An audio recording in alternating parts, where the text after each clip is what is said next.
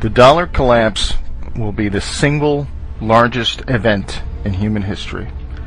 This will be the first event that will touch every single living person in the world. All human activity is controlled by money. Our wealth, our work, our food, our government, even our relationships are affected by money. No money in human history has had as much reach in both breadth and depth as the dollar. It is the de facto world currency. All other currency collapses will pale in comparison to this big one. All other currency crises have been regional, and there have always been other currencies for people to grasp onto. This collapse will be global, and it will bring down not only the dollar, but all other fiat currencies, as they are fundamentally no different. The collapse of currencies will lead to the collapse of all paper assets. The repercussions to this will have incredible results worldwide. The dollar is the world's reserve currency. It supports the global economy in setting foreign trade, most importantly, the petrodollar trade. This fuels our corporate vampires that acquires and harvests the wealth of the world. The corporate powers suppress real assets like natural resources and labor to provide themselves massive profits. The fascist statists, collectivist model provides the money into the economy to fund an ever-increasing federal government. That government then grows larger and larger, enriching its minions with jobs to control their fellow citizens. Finally, to come full circle, the government then controls other nations through the military-industrial complex. This cycle will be cut when the mathematically and inevitable collapse of the dollar occurs. In order for our debt-based money to function, we must increase the debt every year in excess of the debt and interest accrued the year before, or we will enter a deflationary death spiral. When debt is created, money is created. When the debt is paid off, money is destroyed. There is never enough to pay off the debt because there would be not $1 in existence. We are at a point where we either default on the debt, willingly or unwillingly, or create more money or debt to keep the cycle moving. The problem is, if you understand anything about compounding interest, we are reaching the hockey stick moment, where the more debt that is incurred, the less effective it is, and this leads us to hyperinflation. There are only two actors needed for this hyperinflation: the lender of last resort, or the Fed, and the spender of last resort, the government. These two can and will blow up the system.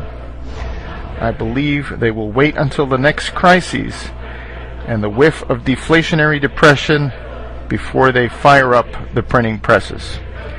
That crisis is coming very soon, at the end of the summer or fall. The money and emergency measures are worn out. The fact that none of the underlying problems that caused the 2008 crisis have been resolved. The only thing that has happened is that instead of corporate problems, we now have national problems. In this movie, Greece will play a role of Lehman Brothers, and the United States will play the role of AIG. The problem is there is nowhere to kick the can down the road, and there is no world government to absorb the debt yet. So this leads me to the top 5 places not to be when the dollar collapses. Number 1, Israel. This Anglo-American beachhead into the Middle East was first conceived by the most powerful family in the world, the Rothschilds, in 1917. The Balfour Declaration said that there will be a Zionist Israel years before World War II, and the eventual establishment of Israel. Israel has not been a very good neighbor to its Muslim nations, and has always had the two biggest bullies on the block at its back. When the dollar collapses, the United States will have much too much on its plate, both domestically and internationally, to worry about such a non-strategic piece of land. This will leave Israel very weak at a time when tensions will be high. This very thin strip of desert land will not be able to withstand the economic reality of importing its food and fuel, or the political reality of being surrounded by Muslims. Number 2. Southern California. The land of fruits and nuts turns into battlefield Los Angeles. 20 million people packed into an area that has no water, and thus food, is not good, to say the least. Throw on top of the huge wealth disparities and the proximity to a narco state, and this does not bode well. We have seen riots from Rodney King. What will happen when the dollar is destroyed and food and fuel stop coming into this area? People will get desperate and do crazy things, especially when a huge proportion of its citizens are on antidepressants. If food and fuel cannot get in, what about Prozac? At a time when people's worlds are falling apart, they lack the ability to deal with this new paradigm. If people come off these drugs too fast, they will suffer psychotic breaks, and you will have thousands of shootings or suicides. Number 3. England. The land of the Big Brother and former empire of the worldwide slave and drug trade will suffer heavily. The stiff upper lip that the British elite ingrained into the sheeple will not work anymore as the British population explodes. The human character will sacrifice and unite for a foreign enemy, but not if the enemy has always been the elite.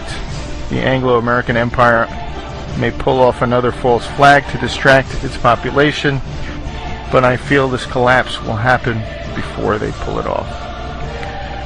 This will make all eyes point at the British elite as solely responsible for this catastrophe. We have seen massive riots for soccer matches with hooligans.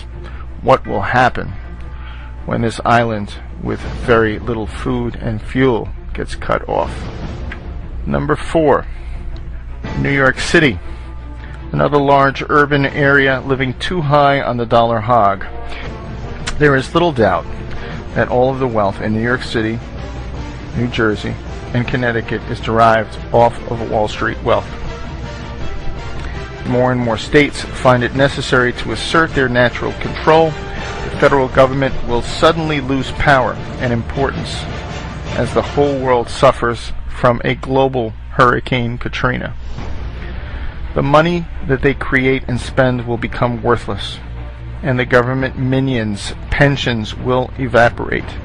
Millions that once relied on the ability to force others to send their money to them will learn that the real power has always been at the most local level.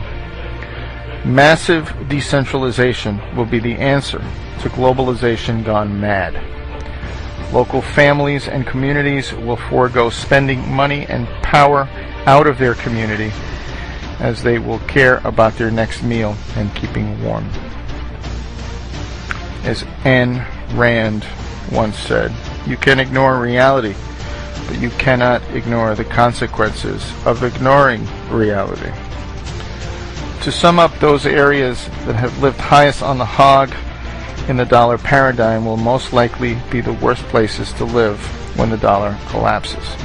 Many of you will see this video with passing interest, but rest assured, this dollar collapse is coming. It is a mathematical inevitability. We will not be as fortunate to muddle through this collapse like we did in 2008, when it was a corporate problem. This time around, it is a national and global problem. The global Ponzi scheme has run out of gas. As the demographics decline, as cheap, abundant oil declines, as hegemonic power declines, this comes at a time when we reach the exponential or collapse phase of our money. The irresistible force paradox says, what happens when an unstoppable force meets an immovable object? We are about to find out when infinite money hits a very finite world.